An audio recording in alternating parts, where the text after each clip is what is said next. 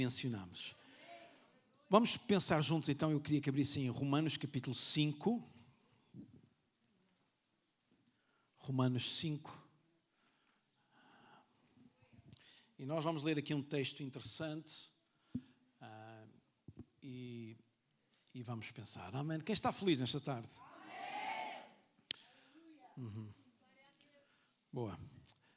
Eu vou pedir que então as nossas Bíblias abertas ou ligadas em Romanos 5. Vou pedir que fiquemos de pé e nós vamos ler aqui alguns versículos e eu vou ler para vós nesta minha tradução enquanto cada um de vós acompanha na sua.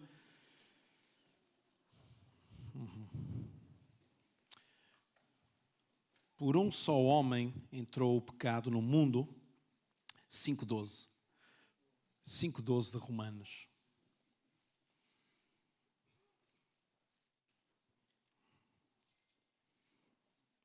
Por um só homem entrou o pecado no mundo e com o pecado veio a morte. Foi assim que a morte atingiu toda a gente, já que todos pecaram. Diz comigo, este todos inclui-me. Antes da lei de Moisés já existia o pecado no mundo. Mas como ainda não havia lei, Deus não tinha em conta o pecado. Sem dúvida que, desde o tempo de Adão até ao tempo de Moisés, a morte teve poder mesmo sobre aqueles que não tinham cometido pecado, à semelhança de Adão, que desobedeceu a Deus. Adão representava aquele que havia de vir, mas o pecado de Adão não pode comparar-se ao dom que nos vem de Deus. E isto exige um amém e glória a Deus. Eu estou a ler pausadamente, estou a ler tranquilamente, porque parte daquilo que eu tenho para vos dizer nesta tarde começa neste texto. E eu queria que nós pudéssemos reagir ao texto que é a palavra de Deus. Talvez eu vou repetir isto daqui a pouco, mas há algo que deve ficar bem guardado no nosso coração.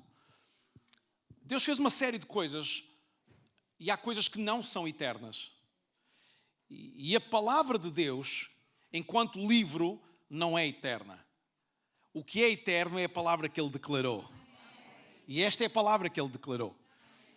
Esta é a maior declaração de amor que um homem ou uma mulher pode receber. Porque é a declaração de Deus que nos ama. E ontem eu ouvi um pensamento muito interessante de um professor, teólogo, e ele dizia uma coisa interessante, simples, muito simples. Ele dizia, se toda a Bíblia não existisse e só existisse Romanos, era suficiente, porque Romanos é um tratado de muitas das coisas, de toda a base teológica, de toda a nossa base de existência e de relacionamento com Deus. Então nós estamos a ler aquilo que é, sem dúvida, um texto super importante para nós. E toda a salvação, todo o nosso relacionamento com Deus, tudo aquilo que nós precisamos de Deus, está bem guardado nestas palavras. E eu gostava que você fosse reagindo à palavra de Deus à medida que nós vamos lendo e fosse dizendo o seu amém, o seu glória a Deus. 15, vou voltar a ler. Mas o pecado de Adão não pôde comparar-se ao dom que nos vem de Deus. Se é certo que uma grande multidão morreu por causa do pecado de um só, também é verdade que o dom de Deus é muito maior. Diz comigo, muito maior. Esse dom que nos vem de Deus por meio de um só homem, Jesus Cristo, é muito superior. E nós temos que declarar nesta tarde, Jesus é superior. Há aqui alguém feliz com isto? Quem é que está mesmo feliz por reconhecer que Jesus é superior a tudo? Quem é que pode aplaudir este Jesus nesta tarde? Quem é que pode aplaudir com toda a sua força, coragem, intenção, que Jesus é realmente a excelência, a excelência?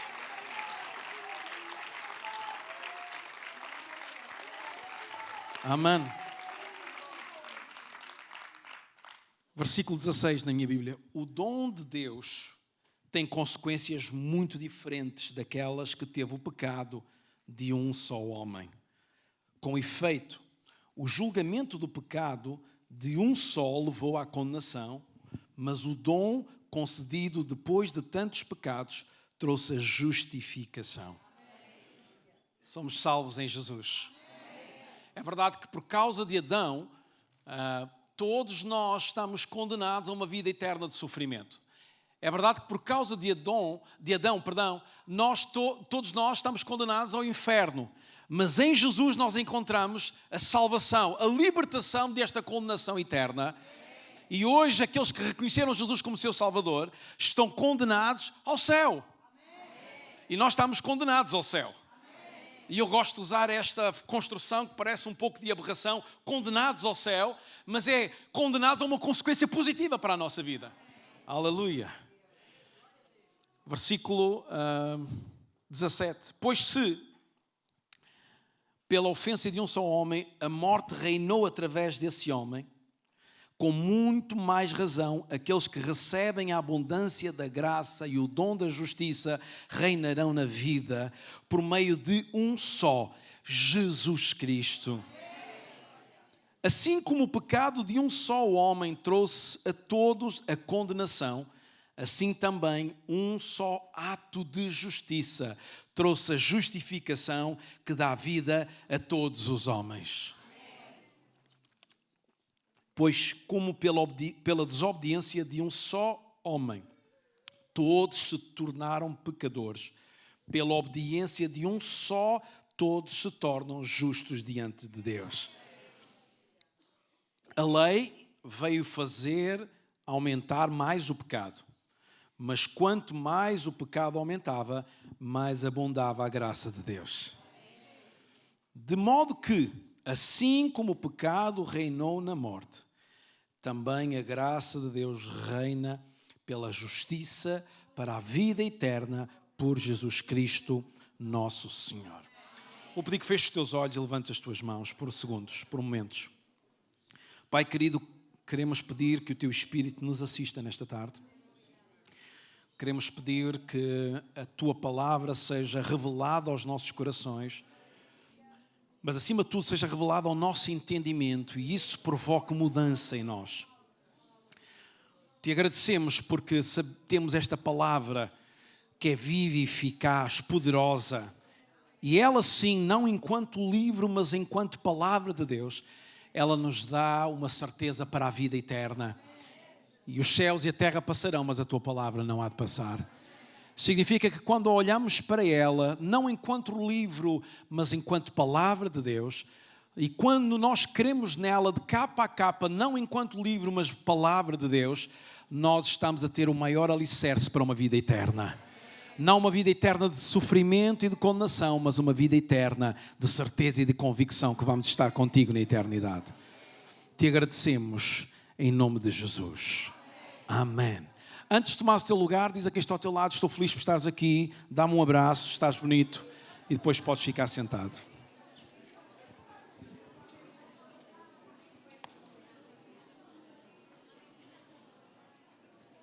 Ok, podes tomar o teu lugar, à medida que fores cumprimentando essas pessoas. Gostava, em primeiro lugar, de dizer... Ok, todos podem tomar o vosso lugar, aqueles que tiverem lugar, evidente. Gostava de, em primeiro lugar, dizer para todos aqueles que nos visitam e aqueles que não têm um relacionamento tão grande com a palavra de Deus ou até nenhum relacionamento com Deus, dizer-vos que há uma realidade que a nossa vida não termina aqui na Terra.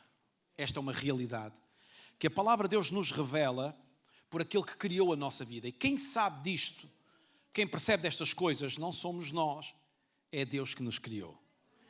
E a Bíblia diz, a palavra de Deus nos informa que a vida terminará num dia qualquer, num mês qualquer, e quando a nossa vida terminar, não será o fim de alguma coisa, mas o princípio de algo maior do que aquilo que nós vivemos na Terra.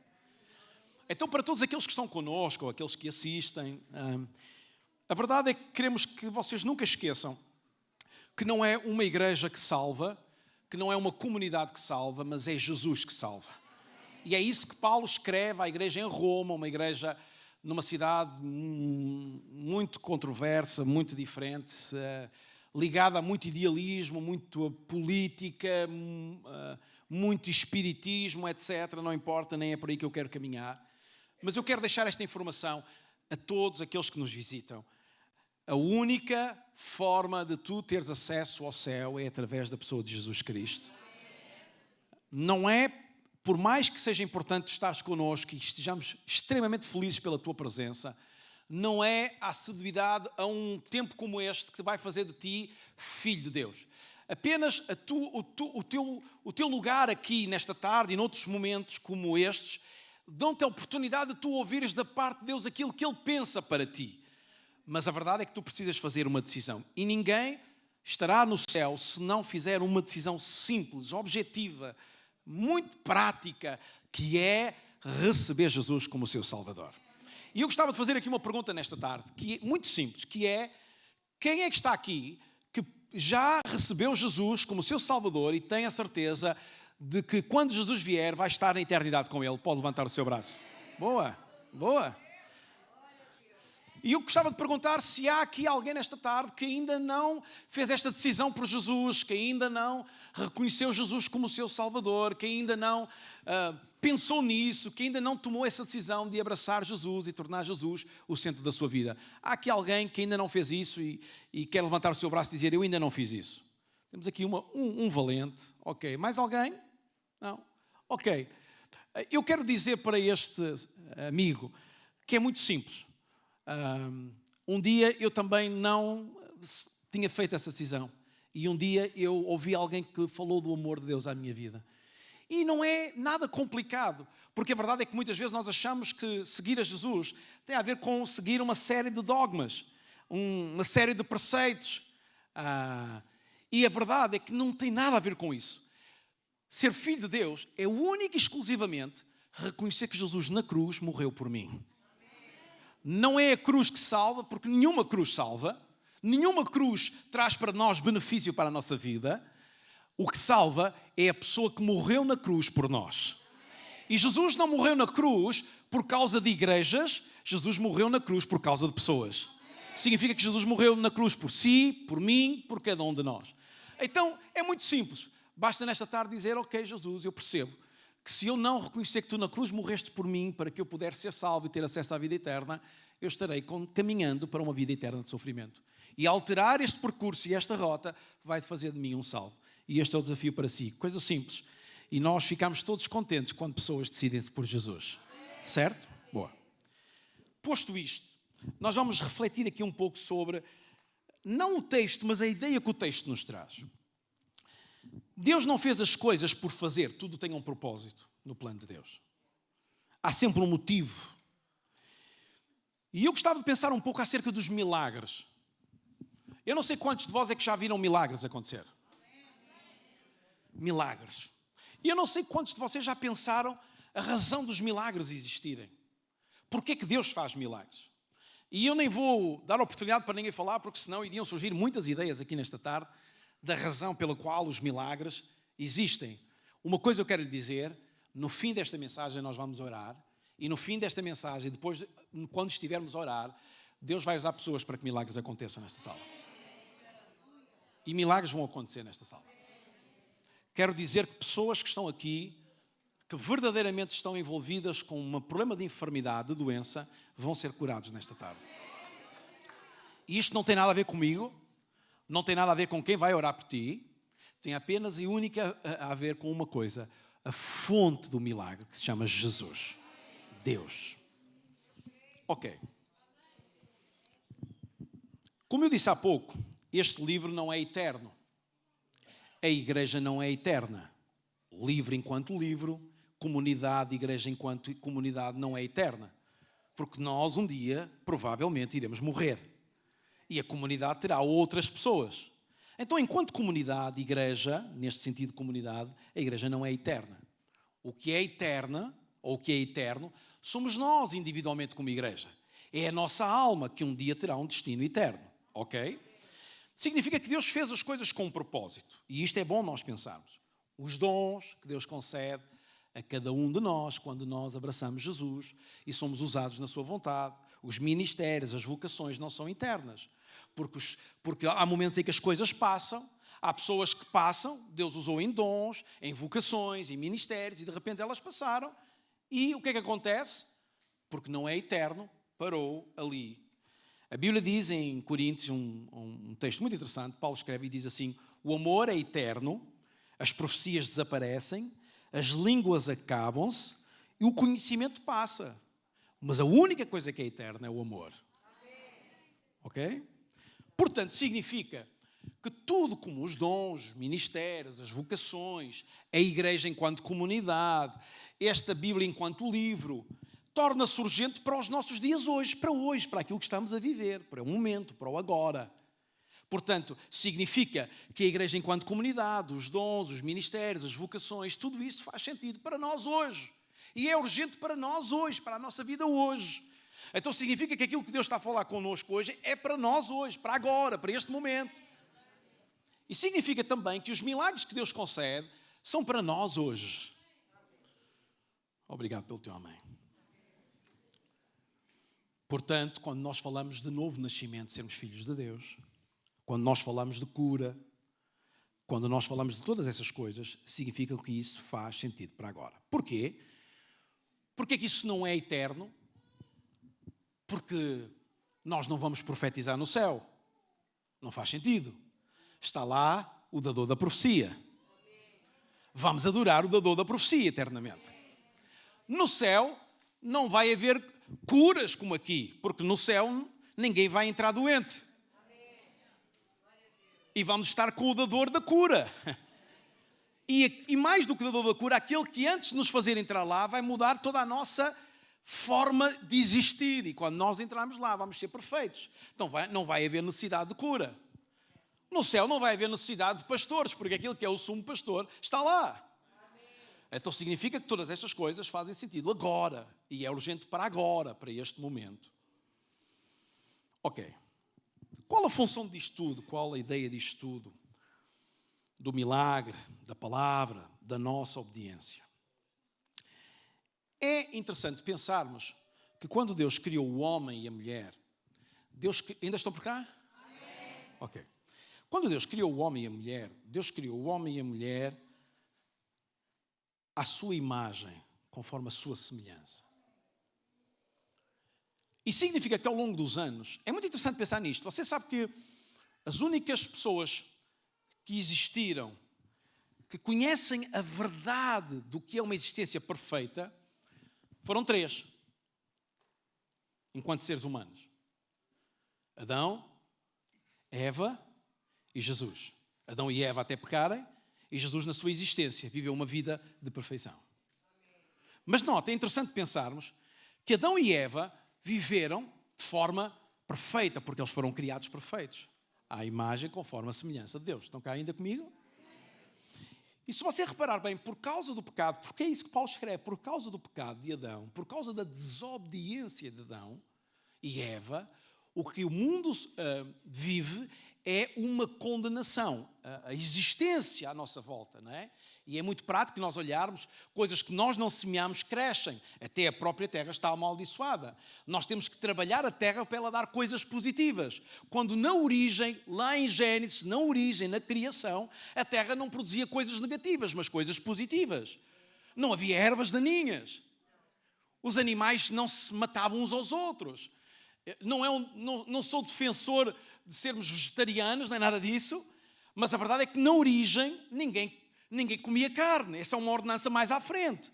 É muito interessante que toda a criação foi criada de uma forma perfeita e tudo tinha uma ordem que nós nem sequer hoje conseguimos conceber tão bem, e também a Bíblia não é muito clara sobre isso, mas também não é importante para aqui. O que é importante percebermos claramente é que nós hoje estamos fora da rota inicial.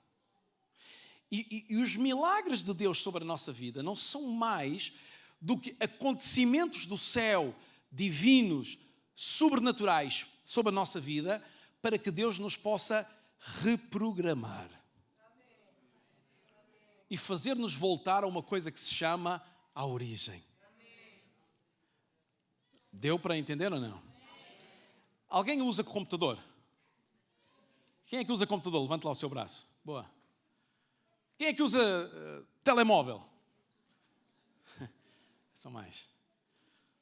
Já aconteceu de repente usares o telemóvel e ele crashar ou ficar completamente bugado e tu olhas para o telefone e a coisa não funciona? Já aconteceu consigo?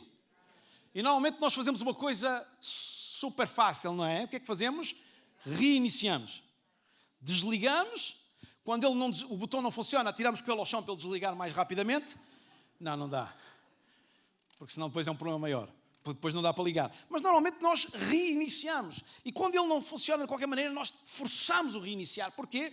Nós queremos que ele volte à origem para se reorientar. Os milagres de Deus sobre a nossa vida são oportunidades e inputs de Deus sobre nós para nos reprogramar à origem.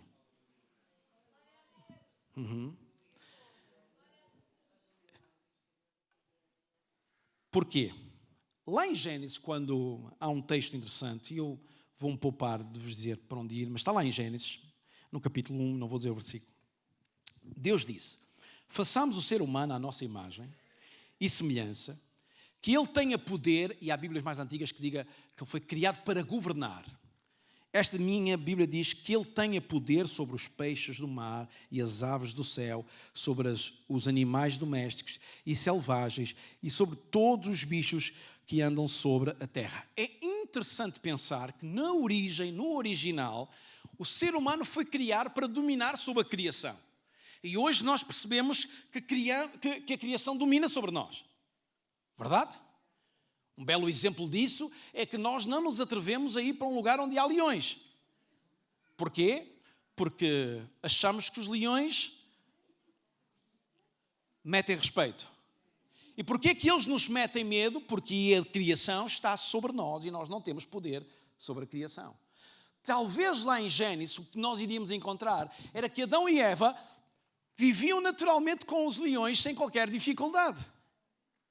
E não tinham medo, e eles não lhes faziam mal. Havia um poder instituído sobre as pessoas, ou sobre Adão e Eva, sobre os animais.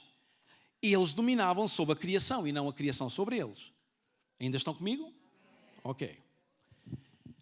Quando Deus faz milagres sobre a nossa vida, o que Deus está a tentar nos dizer e mostrar, eu quero reprogramar-te à origem. Eu quero que tu percebas quem eu sou, quem é que verdadeiramente eu sou, quem é que verdadeiramente te criou, para o que é que te criou, para qual sonho e vida ele foi criado, nós fomos criados. E quando Deus lança um milagre sobre nós, algo sobrenatural, Ele está a dizer: volta à origem. Volta à origem. Vocês já vão perceber. Mas Deus não nos criou para sermos controlados por instintos. Deus não nos criou para sermos controlados por instintos. Você percebe isto? Há pessoas que são controladas por instintos. E normalmente isto não funciona bem. Deus criou-nos com um entendimento sobre as circunstâncias, mas nós nos fomos perdendo por causa do pecado que entrou em Adão. E hoje nós, muitas vezes, somos controlados por instintos. Por instintos, muitas pessoas fazem coisas terríveis. Por instintos, pessoas matam. Por instintos, pessoas ferem. Por instintos, pessoas fazem coisas que disseram que nunca fariam. Então significa que algo aqui está descontrolado. Quando Deus faz um milagre sobre a nossa vida, Deus está a dizer: eu, a origem, a fonte, o programador, quero trazer a ti uma pequena imagem daquilo que eu quero que tu sejas, não aquilo que tu és. Eu quero que tu voltes lá à origem. Boa. Portanto, precisamos de voltar à rota. Quando nós nos convertemos, os milagres aconteciam na nossa vida. Quantos se lembram quando se converteram? Boa. Você lembra-se que no início você orava e as coisas aconteciam? Certo? Alguns de nós até usamos muito esta expressão, que é: quando eu aceitei Jesus, e muitos até daqueles da casa, daqueles mais antigos, usam uma expressão que é: quando eu me converti a Jesus, no meu primeiro amor, era a expressão que nós usávamos, Coisas sobrenaturais aconteceram, mas de repente deixaram de acontecer. Verdade ou não? Verdade ou não que os milagres deixaram de acontecer na dimensão, na força e na quantidade que inicialmente aconteciam? Verdade ou não que de repente coisas que tão naturalmente tu oravas e aconteciam agora, antes oravas uma vez e aconteciam 10 milagres. Hoje tens que orar 10 vezes para que um milagre aconteça. Verdade? O que é que aconteceu? Porquê é que pararam os milagres? Porque o que Deus fez na tua vida não te transformou à imagem de Jesus. E se não te transformou à imagem de Jesus, Deus parou de fazer milagres. Porque a ideia de Jesus, quando Ele faz um milagre na tua vida, é levar-te à origem. É fazer-te aproximar da perfeição. Então significa que quando Jesus faz um milagre na tua vida, o que é que Ele quer fazer? Quer transformar-te à imagem de Jesus. E quando nós no início abraçamos pela fé Jesus, e com aquela emoção toda, e Jesus veio sobre a nossa vida, e nós começamos, os milagres começaram a acontecer.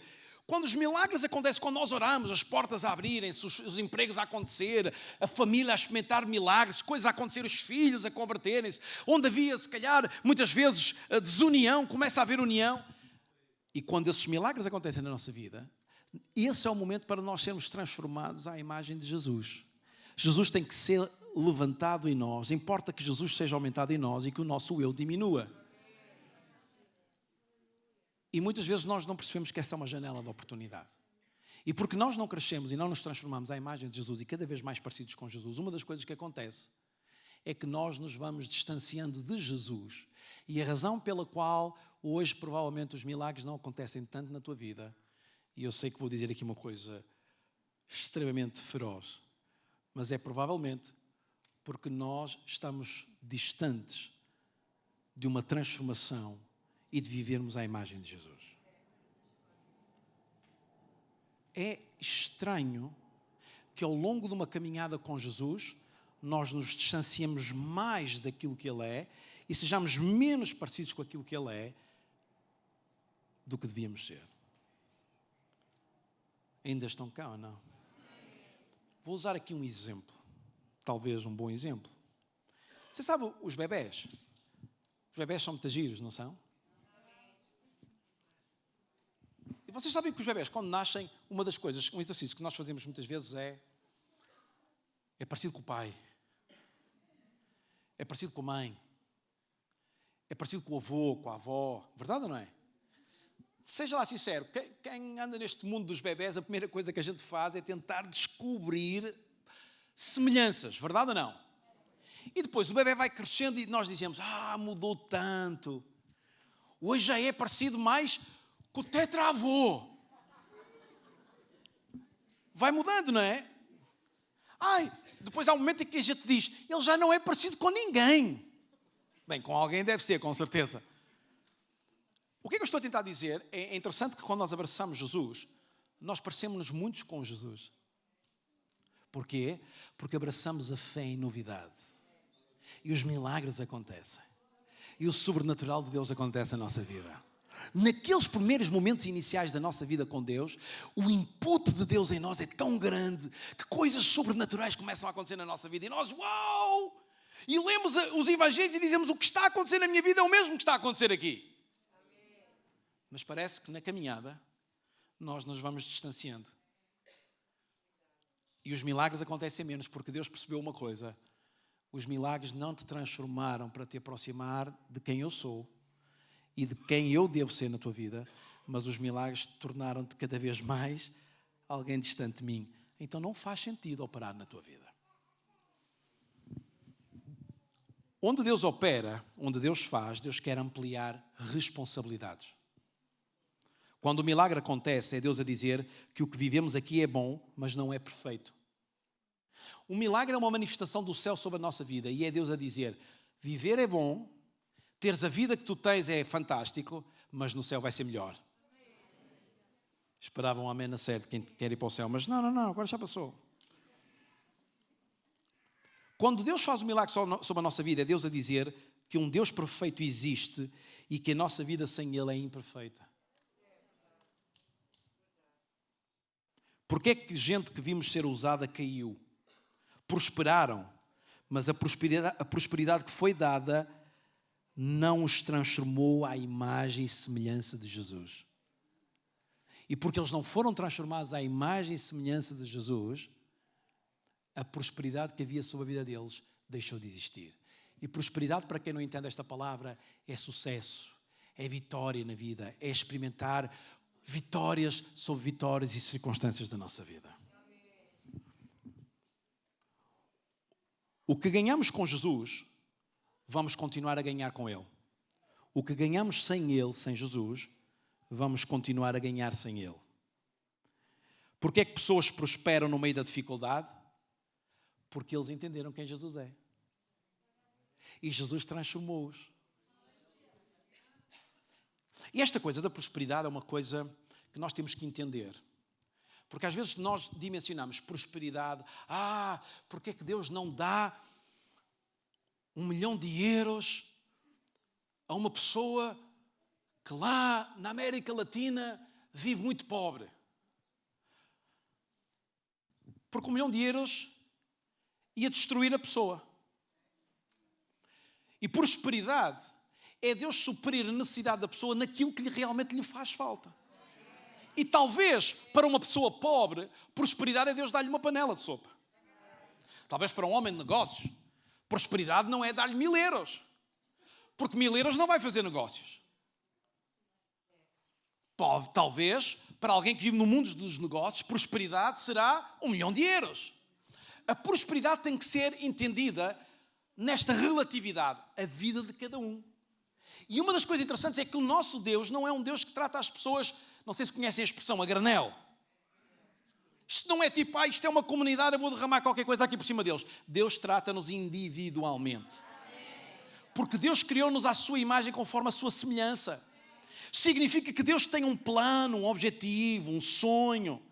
E repare, que Deus faz milagres de formas diferentes na vida de cada um de nós. Milagres diferentes, o mesmo milagre de forma diferente. Porquê é que Deus faz isto? Significa que Deus está a trazer um input a dizer a tua vida é perfeita, a tua vida é boa, mas eu quero te dizer, ou melhor, a tua vida é boa, mas quero te dizer que a tua vida sem mim é sempre imperfeita. E quando eu for derramado, quando eu estou a ser derramado sobre ti, estou-te a dizer que eu tenho algo que tu ainda não sonhaste, não experimentaste. E algo que tu ainda não viveste, e eu tenho para ti. E estou-te a dizer que eu estou no céu e o quero trazer para cá, e o céu é perfeito, e eu quero que tu não esqueças. O milagre é Deus a dizer, eu quero que tu não esqueças, que eu não me esqueço de ti. Há pessoas que pensam que Jesus morreu na cruz só por causa da alma. E eu quero voltar a dizer isto. Há pessoas que pensam que Jesus morreu na cruz só por causa da alma. Porque há pessoas que pensam que a única coisa que caiu na nossa vida foi a alma. Mas eu quero dizer que o homem caiu politicamente, economicamente, moralmente, familiarmente. E quando Jesus morre na cruz, o que Jesus quer dizer é uma coisa muito simples. Eu quero morrer para que vocês encontrem salvação eterna, mas eu quero morrer para vos restituir ou reprogramar à ideia inicial. E o homem inicial não era um homem caído politicamente, familiarmente, moralmente. Porque quando Adão e Eva viviam com Deus, não encontras ali imoralidade. Então significa que quando Jesus morre na cruz, o que é que Ele quer fazer? Reprogramar a nossa vida moralmente. Porque às vezes criamos uma dimensão, uma imagem que é, uau, sou salvo através de Jesus, a minha alma está salva, então não importa como eu vivo. Não importa o que eu faço, não importa o que eu sou. Parece que o Evangelho só trata da alma. Ora, eu quero te dizer que ser salvo na eternidade significa ser aqui tratado no caráter. Ser salvo na eternidade significa que a nossa família tem que funcionar. Não faz sentido Jesus ter morrido para que a nossa alma fosse salva e de repente nós somos maus pais, más mães, maus maridos, más esposas, maus filhos, maus cidadãos. Não! Quando Jesus morre na cruz, morre para que nós tenhamos a oportunidade da eternidade, mas Ele quer reprogramar-nos à origem. E a origem significa, eu tenho que me tornar uma melhor pessoa. Em Jesus eu tenho que ser uma melhor pessoa. Não é uma comunidade que faz de mim melhor pessoa. É Jesus trazendo impulso à minha vida, fazendo milagres na minha vida. E eu sendo transformado à imagem de Jesus, que sou uma nova pessoa. A minha maneira de pensar muda. O meu caráter, o meu comportamento, a forma de estar, a forma de ver a vida, a forma de olhar para os outros. Eu li um amigo meu um dia destes publicou algo nas redes sociais, quando estava com outro amigo, numa conferência, ou a começarem uma conferência, que eles tinham sonhado estar juntos, e ele escreveu uma coisa interessante.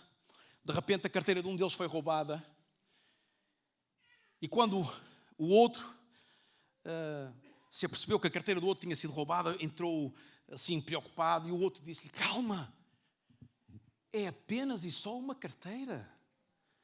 Os cartões anulam-se, tudo se anula, levanta-se um novo documento para eu poder viajar, porque o importante e o foco não é o que foi roubado, o importante e o foco é a oportunidade de estar nesta conferência para eu ser transformado por Jesus, para viver mais na sua dimensão e na sua vontade, para que Ele produza em mim milagres.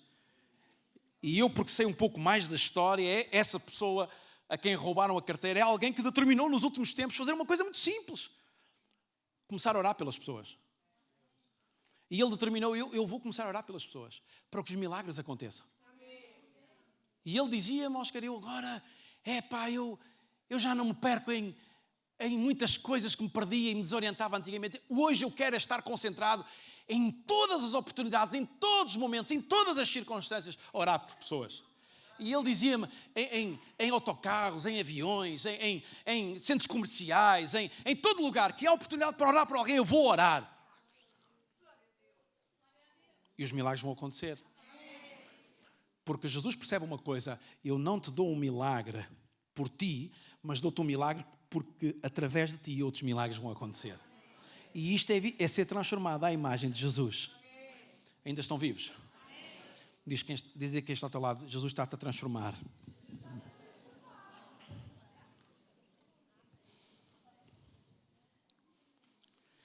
Há um texto, eu tenho que caminhar, tenho que ser rápido. Há um texto que está em Gênesis que diz assim: e Deus achou que tudo aquilo que tinha feito era muito bom. Diz comigo, era muito bom. Diz comigo, o mundo era muito bom. E é interessante nós pensarmos nisto. Deus não criou um mundo que não funciona.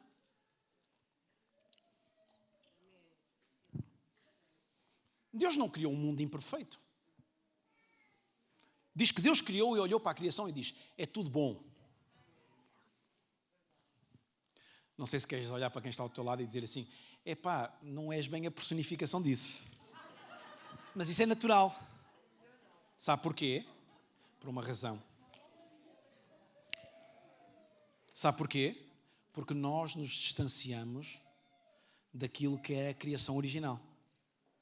Então, ao sermos transformados por Jesus, nós estamos a ser reprogramados para voltar lá. A um mundo e a uma oportunidade em que Deus olha e diz: tudo o que eu fiz era bom.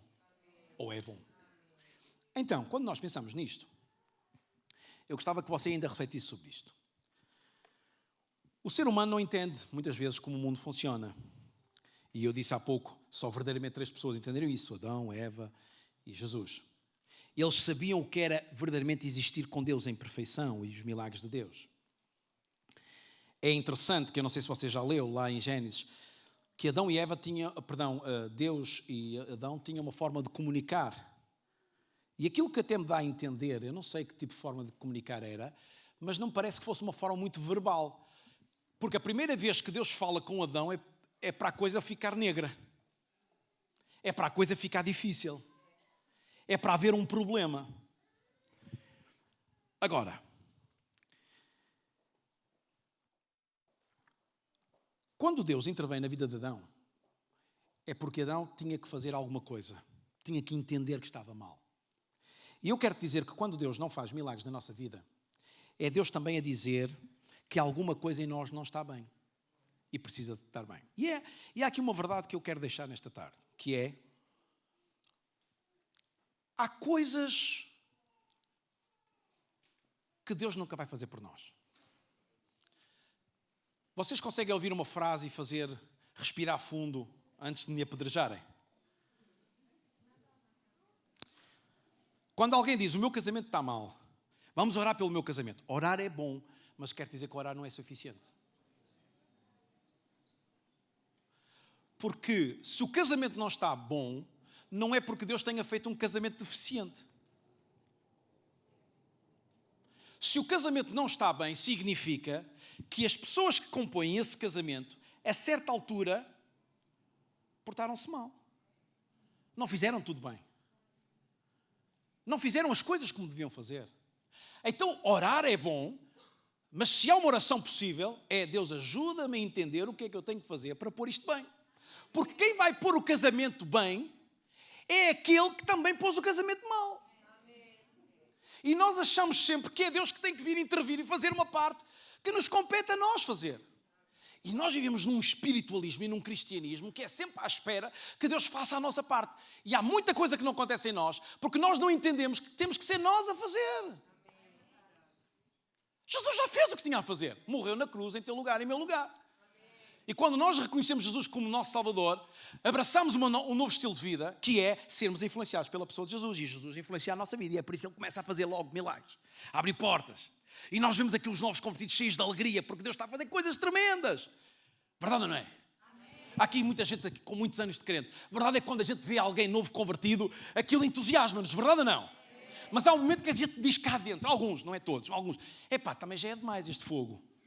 Esta alegria, este entusiasmo, isto também já é demais. Lá está. É o nosso afastamento da origem que interpreta um momento de gozo e alegria que nós devíamos viver. Posso dizer o que é? É melhor não dizer. É um bocadinho de inveja de viver a mesma alegria que ele está a viver. Mas eu quero dizer que não tens que ter inveja. Há uma oportunidade. Permite que milagres aconteçam na tua vida para que Deus possa dizer, isto é o que eu tenho para ti. Toma lá um input. Reprogramação. Pumba. Voltar ao início. Eu posso voltar a viver e a ter o mesmo gozo que tinha no dia em que abracei Jesus. Porquê é que tu tens que viver mal se podes viver bem? Porquê é que tens que viver triste se podes viver alegre? Porquê é que tens que viver desiludido se podes viver iludido com Jesus? Está nas tuas mãos. Não esperes que Deus faça uma coisa que tens que ser tu a fazer. E quando Deus fala com Adão, Deus diz a Adão, Adão, estás-te a portar mal. Significa que tens que pôr as coisas bem. Ainda estão cá, não estão? Eu tenho que me calar, meu.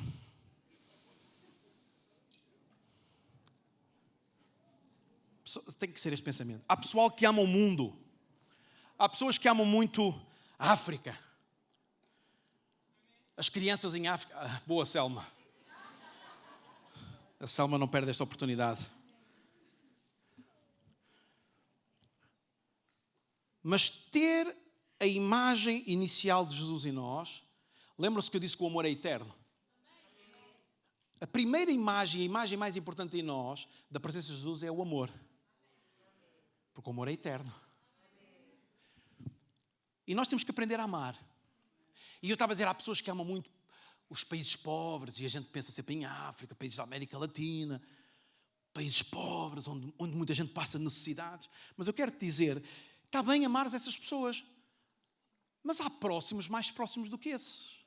Olha os que dormem na tua cama. O teu marido, a tua esposa. Os teus filhos, os teus pais. Amar quem está longe e não amar o próximo. Amar quem está longe e não amar quem faz parte da tua comunidade. Amar quem está longe e não amar quem está aí sentado ao teu lado. Bem, isso não é difícil porque normalmente nós sentamos com pessoas que gostamos. Um dia desses temos que fazer um exercício que é sentarmos ao lado de quem nós não gostamos. Não se meta nisso, não é?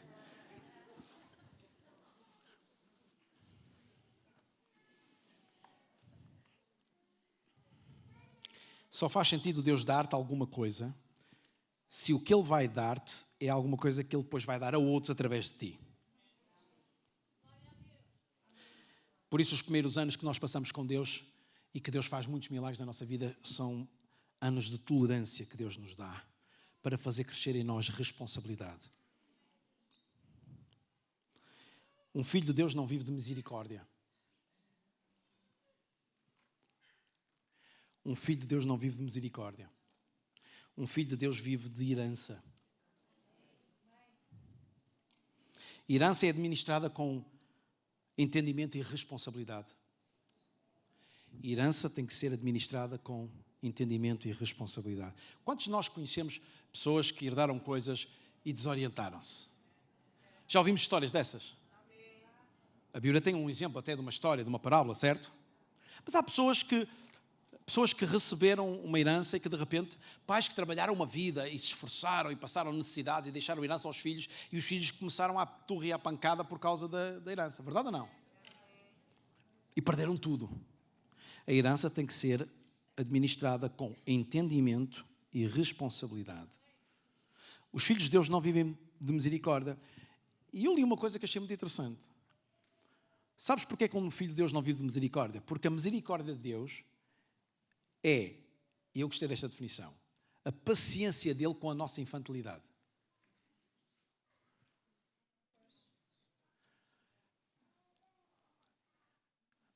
Quando tu dizes, Deus, mais misericórdia sobre mim, e Deus está do céu a olhar para ti e a dizer assim, tu queres que eu tenha mais paciência com a tua infantilidade. Quando tu, pelo tempo, já devias ser alguém mais entendido nos momentos e nas circunstâncias. E agir com mais entendimento sobre as circunstâncias. E alguns de nós pedimos muita misericórdia a Deus. Não peças misericórdia a Deus. Porque tu hoje que és um filho de Deus, vives por herança. Tens que viver. Você lembra-se da parábola do filho pródigo, que a gente conhece assim? Eu sou daqueles que partilho que o nome está errado. Não é a parábola do filho pródigo. O nome correto para aquela parábola, eu já disse isto aqui uma vez, é a parábola do filho Sovina. Porque a parábola, por mais que a gente queira, Jesus não está tão centrado no filho que sai e volta. Ele está centrado no outro que estava lá. E que nunca saiu. E que diz ao pai, pai, a mim não me dás nada. E o pai é obrigado a dizer, mas é tudo teu. Como é que eu não te vou dar uma coisa que já é tua? É tudo teu. Usa o que tu tens, é teu. E eu quero te dizer que Deus nos deu herança. Deus nos deu o Espírito Santo. Deus nos deu milagres. E os milagres não são mais do que a presença de Deus em nós. E Deus a dizer, eu amo-te. Eu desejo-te muito. Tu és importante para mim. Toma lá um bocadinho do céu. Pumba para dentro de ti. Olha, estás coxo. Eu vou curar a tua perna. E a gente fica com a perna. E o que é aquilo? É uma experiência do céu. Porque no céu ninguém vai entrar coxo. De repente alguém tem cancro e Deus cura o cancro. E o médico diz, você tem 3 meses para morrer. E a pessoa ao fim do ano ainda está cá viva. E o médico diz, você foi curado, eu não sei como é que isto é possível. Não é mais do que Deus a dizer, no céu vai ser assim. Não vai haver morte. Eu ouvia um pastor um dia destes, muito interessante, que o filho do meio, creio, caiu numa piscina. E quando chegaram os paramédicos, ele estava morto. E ele debruçou-se sobre o filho e disse, Deus, eu não aceito a morte. Eu não aceito a morte. Eu não aceito a morte. E ele começou a falar com Deus. E Deus trouxe o seu filho à vida. E ele lança uma questão muito interessante, que é, o mundo precisa de uma igreja que, transformada por Jesus, vivendo cada vez mais a ser reprogramada para o início, experimentando os milagres de Deus, que não são mais do que experiências sobrenaturais na nossa vida, para a demonstração que o céu está em nós, no sentido de Deus nos amar e querer fluir através de nós. Mas o mundo precisa de uma igreja que sente a dor dos outros como sente a dele. E ele explicava, porque alguém lhe perguntou, pastor, porquê é que você nunca mais orou por um morto, ou melhor, orou por mortos e nunca mais nenhum se ressuscitou? E ele disse, porque eu senti aquela dor como se fosse minha. E o mundo precisa de uma igreja que sente a dor como se fosse sua. A dor das pessoas como se fosse sua. E uma igreja assim vai dizer, Deus usa-me a mim. E Deus vai dizer, tu estás em ponto para que... qual é uma das palavras que nós mais encontramos acerca de Jesus nos Evangelhos? E moveu-se de íntima compaixão. O que é mover-se de íntima compaixão? É viu alguém doente, alguém com problema, passou, mas não pôde continuar. A sua existência foi atraída para o problema. E o mundo precisa de uma igreja que tem Jesus na sua vida, transformada por Jesus, reprogramada para o inicial, em que Jesus cresce na nossa vida e que nós somos transformados à sua imagem. E uma igreja tem que ser uma comunidade que, quando caminha pelo mundo e conhece pessoas, não consegue continuar em frente porque a sua vida para, porque se move de íntima compaixão e vai fazer história na vida de alguém.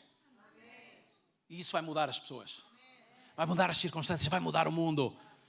Uma igreja movida de íntima compaixão muda o ambiente da sociedade. Muda a história da sociedade. Muda a tristeza da sociedade. Muda o paradigma da sociedade. Estão cá ou não? A parábola dos talentos é muito interessante. Jesus ali na parábola dos talentos fala especificamente de dinheiro, mas eu quero usar aqui Jesus está a ensinar uma coisa que é: eu quero que haja lucro naquilo que tem que ser o comportamento dos meus servos. E eu quero dizer que Jesus nos está a ensinar uma coisa que é muito importante. Jesus quer que haja lucro na nossa vida. E lucro não tem a ver com dinheiro. O que Jesus está a querer dizer é: eu quero que através da vossa vida haja almas convertidas a mim. Tem que haver lucro. Aquilo que eu faço em vós, os talentos que eu deposito em vós, têm que ser usados para que haja história de vida de pessoas mudadas pela vossa influência. Então Jesus chamou-nos para fazer história. Jesus chamou-nos para mudar a história de pessoas. Estão comigo ainda? Riqueza é o que habita no teu dinheiro. Prosperidade é o que habita em todas as áreas da tua vida. Eu vou me calar. Porque não consigo. Podemos ter dinheiro, mas não ser prósperos. Eu disse há pouco, amar é prosperidade. Perdoar é prosperidade. Ser fiel é ter prosperidade. Não ser escravo de nada é ter prosperidade. E hoje vivemos numa sociedade em que as pessoas são escravas do dinheiro. E eu estou a olhar para pessoas que são escravas do dinheiro. Deixa usar a expressão forte, eu sei que é. Mas tu não podes dizer: amanhã não vou trabalhar, nem nunca mais vou trabalhar, porque tu precisas do dinheiro para viver. Então a sociedade está montada num paradigma em que todos nos tornamos escravos do dinheiro. Para viver, dizemos nós. E é verdade. Mas não é mais do que vivermos escravos de alguma coisa. Então nós precisamos de um milagre. Porque o mundo em que vivemos é um mundo que não funciona. E este mundo precisa de milagres de Deus para ser reorganizado. Milagres é Deus a reorganizar a terra. Quando Deus faz milagres na tua vida, é Deus a reorganizar a terra. É os céus a reorganizarem a terra. Quando no meio de uma crise tu tens prosperidade, é Deus a reorganizar a terra e a dizer: não é a forma como a sociedade está instituída que vai ditar sobre a vida destas pessoas, mas sou eu que, através da vida destas pessoas, vou ditar aquilo que a sociedade vai viver. Alguém me dizia um dia destes que a igreja precisa cada vez mais de viver a ditar. Olha, se for para mim agora não posso atender, está bem? Ouça, a igreja não pode viver debaixo da influência da sociedade. Mas a verdade é que nós nos escondemos. E muitas vezes templos como estes são lugares onde nós nos escondemos para viver a nossa realidade. Alguns de nós até vivemos naquela dimensão de ninguém nos entende. Então o melhor é a gente viver aqui. Faz lembrar quando Jesus foi com os discípulos ao Monte da Transfiguração. E aqueles discípulos queriam lá ficar com Jesus, que é do género: Jesus, porque é que a gente vai voltar para a vida normal, onde tudo é difícil? A gente quer ficar aqui contigo. Porque aqui sabe bem estar. E parece que ao domingo, neste tempo, é um momento em que nós estamos tranquilos, é o nosso momento com Deus. Mas verdadeiramente ser igreja não é. Tantas vezes temos dito isto, não é o que fazemos aqui. Igreja é o que nós somos lá fora. É a forma como, através de nós, há vida de pessoas mudadas. Como é que nós amamos pessoas? Como é que há prosperidade na nossa vida? Sendo fiéis, amando pessoas, etc, etc, etc. Precisamos mais de Deus para poder ter ser e fazer algo. E eu gostava que isto ficasse no nosso ouvido. Nós precisamos mais de Deus para poder ter, ser e fazer algo. O problema é que nós procuramos ter Deus em vez de Deus nos ter. O problema é que nós andamos mais a procurar dominar Deus do que permitir que Deus nos domine. O problema é que nós queremos mais influenciar Deus para a nossa vontade do que permitir que Deus nos influencie para a sua vontade. E alguma coisa tem que mudar nisto. Eu estou muito feliz porque estou a ver nos nossos dias uma lufada de ar fresco no mundo cristão. Com homens e mulheres que Deus está a levantar no mundo, que estão a trazer uma vida de radicalismo no sentido de viver o cristianismo puro. Um dia destes ouvia falar de pessoas que Deus está a levantar, que vão para o mundo e para países islâmicos, na altura do Ramadão, e vão para lá orar por eles e evangelizar. E a gente diz, cagandas loucos. Seguir a Jesus obriga a uma certa loucura. Se tu queres seguir a Jesus sem viver uma loucura, escolhestes mal. Porque Jesus vai-te levar para uma novidade de vida que tu nem imaginas. Os milagres são para acontecer. E há milagres para nós hoje. E há milagres para nós hoje. Nós podemos ficar de pé.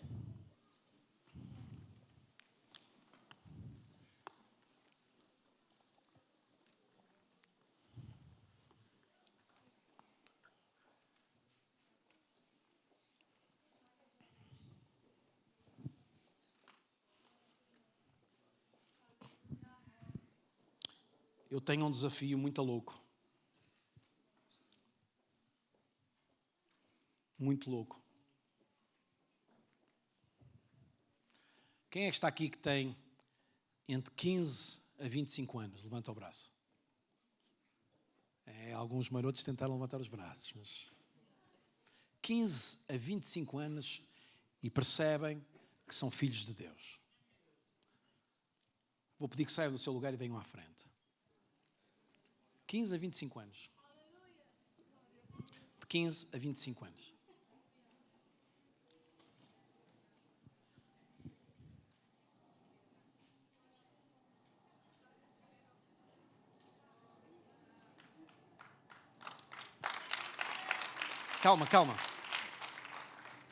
Calma. Eu sei que eles são bonitos e merecem palmas, mas ainda não há nenhuma razão. Eles ainda não fizeram nada para merecer as palmas. Ok, de 25 até aos 35 anos, podem sair do lugar e vir à frente? 26, 27, 28, 29, 30, 31, 32, 33, 34, 35.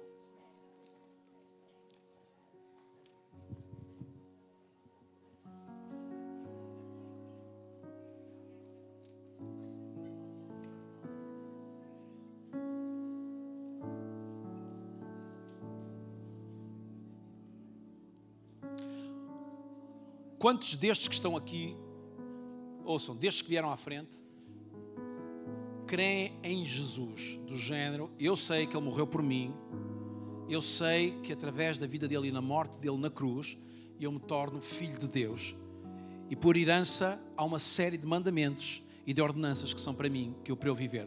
Quantos creem nisto podem levantar o seu braço e permanecer com o braço levantado? Dos que vieram à frente. Eu vou pedir que tu permaneçam com os braços levantados. Eu vou pedir que quem ainda não tem esta certeza, eu agradeço a sua coragem de ter saído, mas procure um lugar e fique aí nesse lugar. Só quero que fique aqui à frente quem tem o seu braço levantado dizer eu creio, ok? Muito bem. Podem baixar os vossos braços. A Bíblia diz que os sinais seguirão aos que crerem. A Bíblia diz que os sinais seguirão aos que crerem. Em meu nome expulsarão demónios. Porão as mãos sobre os enfermos e os curarão. Está escrito na Bíblia. Das últimas palavras de Jesus. Estão cá comigo ainda? Boa. Destes que estão aqui à frente, quantos creem na palavra de Deus? Não percebi.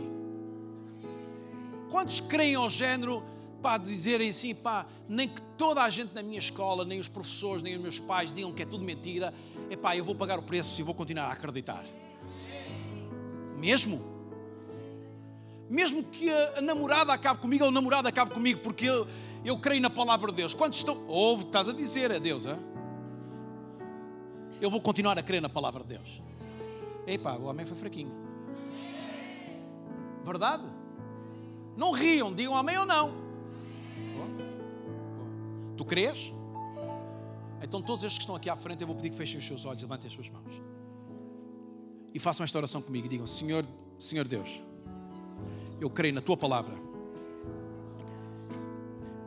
Ela é eterna. E ela cumpre-se em pessoas que creem em Ti, que creem na Tua palavra. E eu sei que Tu me vais usar para que algo sobrenatural aconteça. Porque o milagre que vai acontecer em mim, através de mim, vai trazer um pouco do céu à terra. Eu vou ser tocado e vou tocar pessoas e fazer história na vida de pessoas. Amém. Boa. Então estes agora vão sair daqui da frente e vão fazer uma coisa. Tu vais encontrar alguém por quem orar e vais perguntar: o que é que eu posso orar por si? Se a pessoa disser: eu tenho uma enfermidade, tu vais orar para que a enfermidade seja curada. E tu vais orar neste sentido, vais dizer assim, se a pessoa não quiser dizer qual é o problema, ela não vai dizer, mas tu vais orar em nome de Jesus: Pai, opera um milagre nesta vida e cura esta vida agora em nome de Jesus. E quando tu acabares de orar, tu vais perguntar: está curado em nome de Jesus? Pode perceber que está curado? Se a pessoa disser: eu não tenho forma de saber, então vá ter com o médico e vá saber que está curado em nome de Jesus. Se a pessoa tiver forma de demonstrar que está curada, diz à pessoa: tem fé para mexeres a forma e da forma que não podias antes. Quantos creem na palavra de Deus? Quantos estão dispostos a ir e orar por pessoas? Boa? Quantos estão no seu lugar que precisam de cura? Podem levantar o seu braço. Vou pedir que levantem o seu braço e ficam com o braço levantado. Boa. Então todos estes vão orar por estas pessoas que têm os braços levantados. Mas não só por estes. Vão orar por quem Deus te dirigir. Tu vais chegar junto dessa pessoa e vais orar e vais abençoar a vida dessa pessoa. Bora lá. Mesmo que tu não conheças ninguém, que a pessoa não tenha o seu braço levantado porque não tem nenhum problema, tu vais orar por pessoas. Tu vais deixar que Deus te leve a orar e a ministrar a vida de pessoas. Certo? Então bora lá. Saiam daqui, vão orar por alguém. Bora lá. Esta gente radical vai orar por a vida de alguém. Bora lá. Procura alguém e ora. Pergunta a essa pessoa: qual é o teu nome? Eu quero orar por ti. Bora lá, sem medo, sem medo. Sem medo, sem dificuldade.